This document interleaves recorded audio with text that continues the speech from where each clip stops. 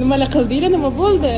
Hozir biza grafik dizaynni tugatib, AI ni o'qiyapmiz. 4-darsning o'zidan ishimizni 10 baravardan ham ko'proq tezlashtiradigan narsa yasadik. Gamebot Gemini'da.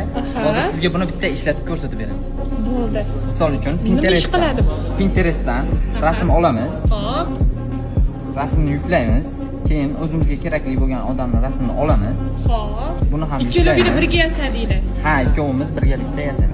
Ishinglarni 10 barobar oson qilib tashlashgan deb bu jam bo'ldi. Kerak bo'lsa grafik dizaynerdan kasbini ham olib qo'yadi. Buni startap qilib chiqsangiz ham bo'lar. Endi xudo xohlasa buni yana ham mukammallashtirib qilsak bo'ladi. Tayyor shablon qo'yasiz, rasm yuklaysiz, sizga cover qilib beradi. Cover qilib beradi.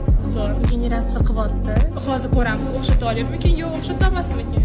Vo, birga bir. Mana ustozni ko'rishingiz mumkin. Xo'p, referensiyaga bitta qo'ysam bo'ladimi? Ha, mana referens rasmimiz. Shriftlari, даже effektlargacha bir xil. Dizayner kursini o'qib tugatgansizlar.